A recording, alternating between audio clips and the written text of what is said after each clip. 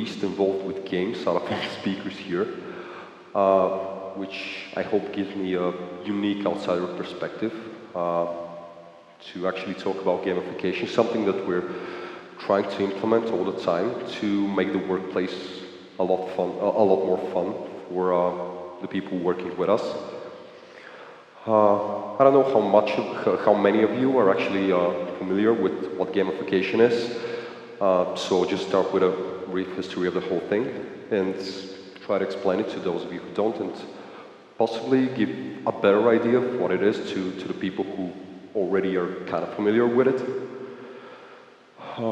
Gamification is using game mechanics and thinking in order to engage audiences and solve problems. To put it in a more basic way, imagine that you have to feed your child broccoli, but it's tough because everybody hates broccoli. But imagine that you also have a broccoli that actually tastes like cake. It has the same nutrient values, the same vitamins in it, but it tastes a lot better than broccoli. Of course, your child will, of course, prefer the cake because it's tastier. And it would be easier for you to actually take care of them and feed them that.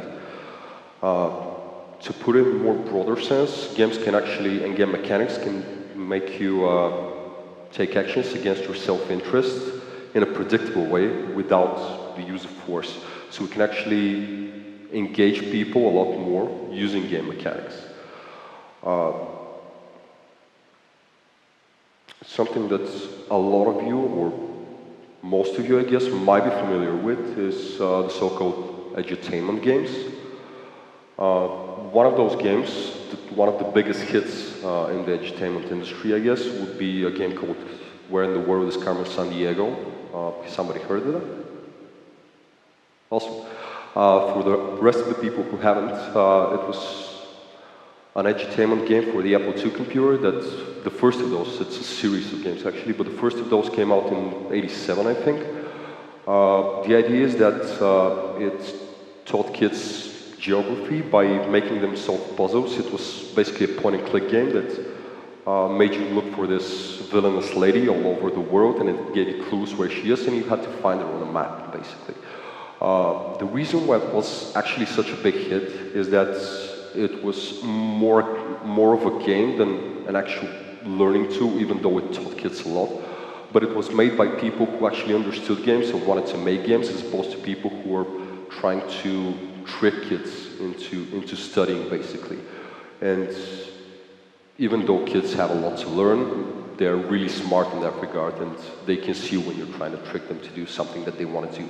So that's why it was actually one of the last big edutainment hits, even though there were similar edutainment games that came out later, like Typing of the Dead, for example, which is a version of House of the Dead, where instead of shooting zombies, you actually write words to kill them. But it wasn't such a big hit. The thing is that after everything fell through, if I may put it that way, with the edutainment games, and they became more of a teaching tool than games, kids were more focused on games such as Civilization, for example. I know this is one of the older Civilization games, but I think it looks better on the big screen and more understandable. Civilization is not really an edutainment game, but it can actually teach you a bit about different cultures, a bit about the world, the names of, for example, old cities, and how different civilizations lived and how they did stuff better than, for example, or not better, but it would be easier for a kid to actually understand that than if you just put it in something pretending to be a game. The need for gamification actually arose from the fact that a lot of the old stuff that we didn't engage people as much as we wanted, because they kind of got used to it. For example, in the 1800s, one of the first schemes that we used in order to engage people, if they bought stuff, for example, was buy one, get one free, which is still used today, but it's not really that effective in engaging people as much. Then when this didn't work as much, in the 1930s, we developed the so-called green stamps, which is basically a point system. If you bought something, you got, obviously, green stamps, which you could collect, and then you can exchange for other goods or services. The thing is that they don't really have an intrinsic value, so you can't really follow the exchange rate for the goods that you're buying with them. So it's easier for people to actually get engaged with those that yes, that is, they would be more willing to exchange it for goods because they're not so sure about what the value is. But this also, people kind of got used to this, so we needed to develop newer and newer ways to engage them. So that's why we developed the so-called loyalty programs like the frequent flyer miles for that the airline companies are using.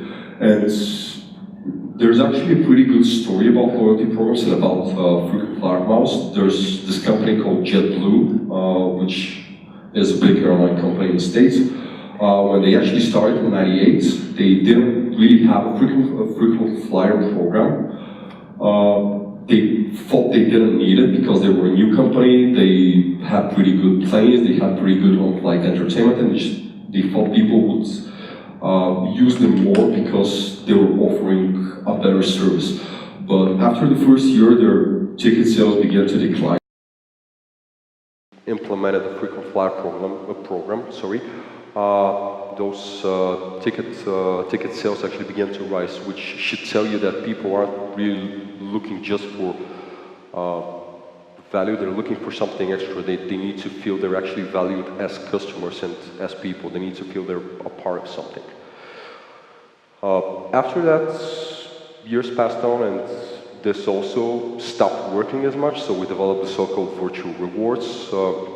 That would be like points on the website that you get, or like badges, achievement for certain websites. For example, I suppose a lot of you use Reddit. You get badges of some types for different things that you do on Reddit. For example, having an account for 3 years, or visiting on, say, Valentine's Day or stuff like that. The thing is that this does engage people, but it engages them in a wrong way. That is, they're visiting the site more, but they're not really active that much on the website, outside of just going there to get the reward. So, for example, if you get a reward for making 100 posts, you won't be so focused on the content of those posts than on actually getting to that figure so you can get the badge. Still to this day, a lot of people, when you talk to them about gamers, they imagine somebody like the guy above, somebody that sits on a couch all day and is unemployed probably and does nothing but play games. However, statistics show otherwise. The average gamer age is actually 35. That's actually for men. For women, I think it was more like 44. That was actually the average gamer age for women. Those statistics, of course, include also mobile apps and mobile games and Facebook games, all types of games, not just like AAA titles or MMOs or stuff like that. The 68% of gamers are actually over the age of 18, which means that they're actually more adult women than males under the age of 18, because there are about 47% of gamers are actually women. So gamification is technically for everybody, since a lot of people are actually gamers, even if they don't identify as such.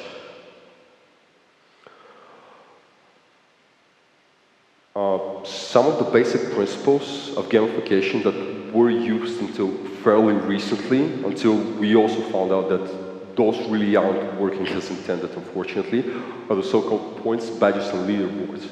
Now, the problem with points and badges, as I pointed out, is they're actually engaging people in an entirely incorrect way, if I may put it so.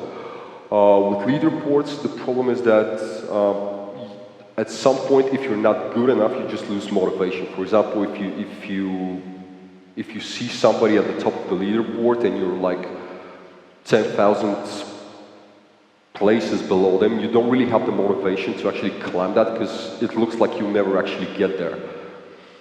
There are ways to counteract that, but still, there is still an issue with that, so that's why we actually developed other different methods.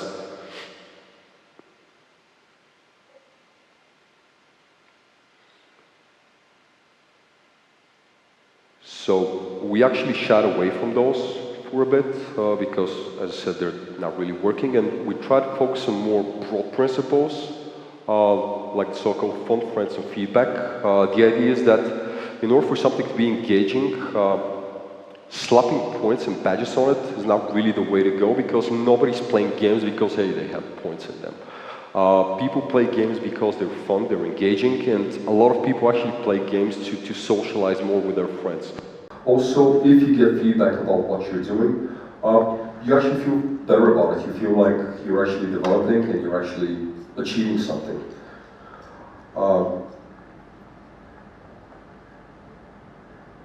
Sorry.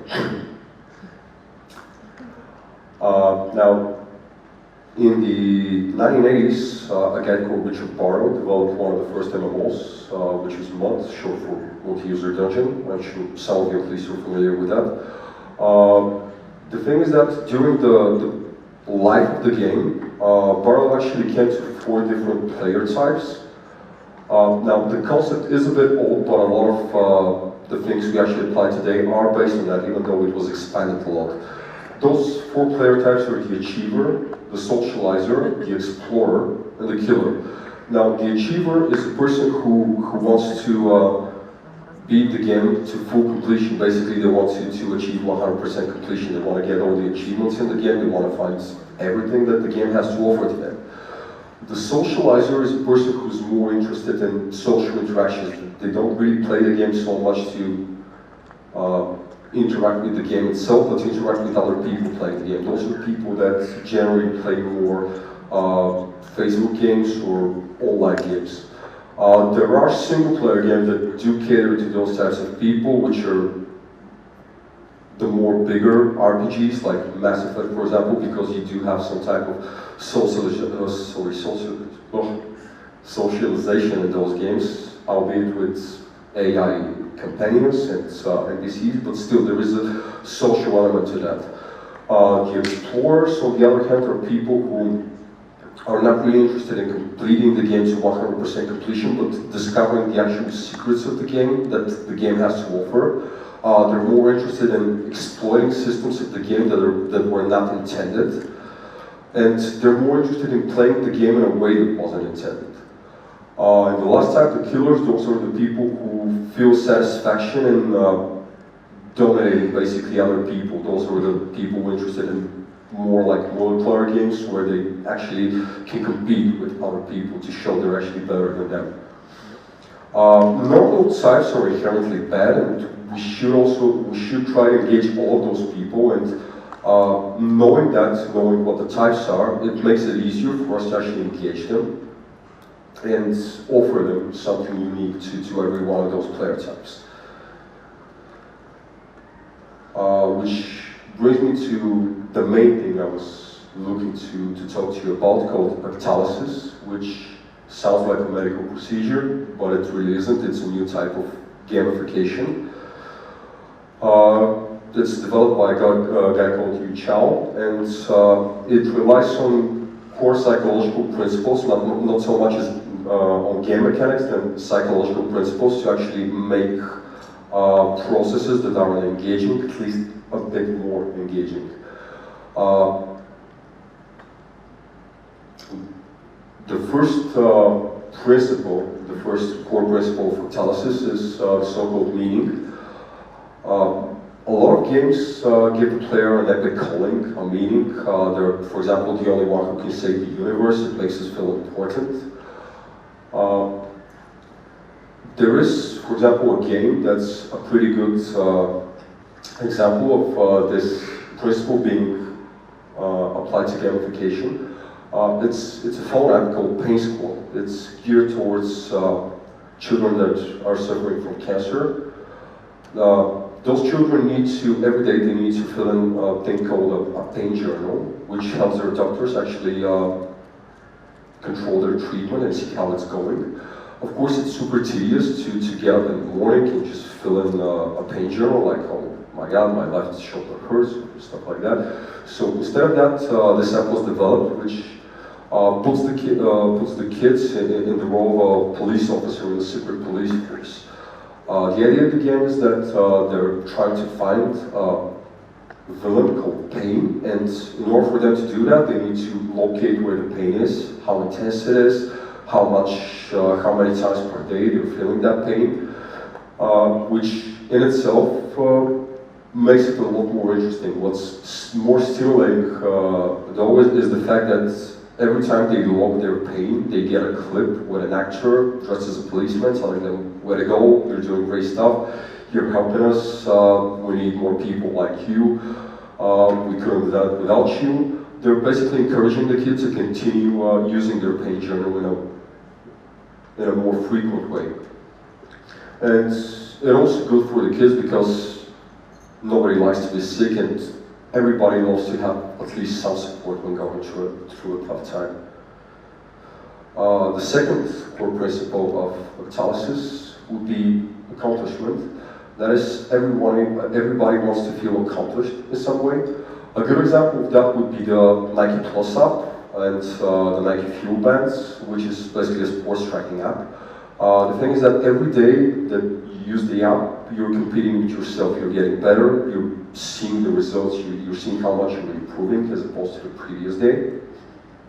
And it's a great way to feel a lot more motivated. Now, if you don't do something better, for example, you've run 10 kilometers today and the next day you just lie on your couch all day, you're not penalized in any way, but if the day after that you run 12 kilometers, for example, the app tells you where to go, good, you did better than the last time. So we are actually enforcing, in a positive way, we're enforcing good behavior, which is better than actually penalizing people for bad behavior. The next, one of the more interesting ones is empowerment, which is giving people the building blocks to express their creativity, and it also gives you give you feedback about it. What I mean, here's an example that's actually an online game called Folded. It's simply put a way for, it's actually a SaaS research project. It's meant to give gamers the tools to actually help scientists with researching the AIDS virus. The idea of the game is that you have proteins and you need to expand the surface mass of the protein. And something really interesting about this game, for about 15 years, researchers who were dealing with this had trouble decoding the crystal matrix of the AIDS virus. Once the game was released, this problem that actually stumped scientists for about 15 years, gamers were able to, the 57,000 people who actually played the game were able to solve that in just 10 days. So something that was a problem for 15 years was solved by gamers for 10 days. That's not short of amazing, and it should show you how gamification could actually be used for great things and actually improve us as a species even. There's also a similar research project called iWire. The purpose of that is to make a 3D model of the eye nerves, so researchers can better understand how the actual nerves of the eye are connected and how they work. How this works is that you're given a slice of an eyeball, basically a picture, not an actual slice, of course, and you need to map what you think are actually nerve endings on that. Once you do it, it's compared to the same slice that was given to other people. The average, they take the average, they basically stack the pictures on top of each other, and this makes a 3D model. So once again, that's something that's really useful to researchers to solve a problem that would otherwise take them a lot more time. They're basically harnessing the power of gamers and people that have a lot of free time. The next TELUS principle is the so-called ownership, which means that if you feel like you want something, you want to improve it, you want to take care of it. A game that's really a good example for that would be this app here called Dragonbox. The idea is that that's an app that would help children to learn math a lot easier and a lot quicker. The idea is that you have a small box with a dragon inside, and if you solve an equation, the dragon pops up, it eats, it rolls, and it becomes bigger dragon basically, so kids tend to take care of it. How this works is, in this screenshot for example, the actual dragon is hidden in the box with the X on it, and unless they solve the equation, the dragon just stays in the box. Now the interesting thing is that even if they solve the equation, if they solve the equation but it's not solved in an optimal way, that is if they have like 2 over 4 instead of 1 over 2 for example, they still feed the dragon, but they don't get as many points as they would if they solve the equation in an optimal way. Meaning that at some point the kid solves the equation, it looks at it, and it's not solved in an optimal way, so he doesn't get that many stars. So he's trying to simplify the equation, but at this point he's not really doing math, he's just trying to take care of the dragon. So they're actually learning without, in a way, even realizing it. So it's a lot more fun to do than just sitting in school and somebody telling you, well, you need to do that. Next core principle of TELUS would be the so-called social influence, meaning that what you do is based a lot on what other people do or say, and you are influenced by the people around you. A good example of that would be a power company called All Power. What they did is, on their website, they published the power consumption of people in your neighborhood. So you can actually check your power consumption against that of people around you. Now, of course, everybody thinks they're average, but that can't really be true because somebody has to be below average. So when you go to their website thinking, hey, well, I'm using average power, but you see that your neighbor is actually doing a lot better than you, you're trying in a way to compete with them and use a lot less power. So they actually introduced this program for the 1 year after they introduced the power consumption actually went down by, I think, about 1 terawatt. They actually saved about 250 million in electricity bills, which is also great. And people were also engaged in a way that they were not saving electricity at this point, they were just competing with their neighbors just for bragging rights. The next core principles of TELUS would be scarcity, meaning that the less something is available, the more you desire it. For example, if you see grapes sitting in a bowl on a table, you might not really want any, but if they're somewhere slightly out of reach, you might be a bit more interested in them, thinking, well, it might be good, it might be bad, just want to try them to see what's actually happening there. A good example for that would actually be Kickstarter. I suppose you're all familiar with it. Great. The idea is that you post a project there if you want to get funds for it, and you talk about your project. But there is a deadline on that project. Now, if the funding goal is not reached within that line, within that time frame, the actual project wouldn't even exist. So you're actually trying to get that project made. So if you see that the deadline is actually approaching and that project needs, say, $2,000 more to actually be created and be successful, you're a lot more likely to actually talk with your friends about it and engage them too in the whole thing, so they can also donate, so they can actually help you. It's kind of like a group quest, if you will. So you and your friends are actually contributing to the same thing, so you can all have it, basically. So even if they weren't interested, you would be more likely to actually try and get them interested in the thing so they can help you. Might be a bit egoistical, but it works, and it's a great way to actually engage people. The next core principle for TELUS would be unpredictability. That is, people are more likely to be engaged if they're not certain if they will actually get a reward. What I mean is that, for example, this is the thing that most gambling games are actually based on. For example, say you're playing blackjack, you're not 100% sure that you win, but you know there's a reward. And that's actually the fun of it. You're engaged and you're trying to get that reward. A good example for unpredictability, for example, would be in Sweden a couple of years ago. There was this speeding fine lottery. They have speeding cameras there. I suppose you all know how those work. You go past the camera over the speed limit, they send you a phone over the mail, you need to pay a fine, and it's not really nice.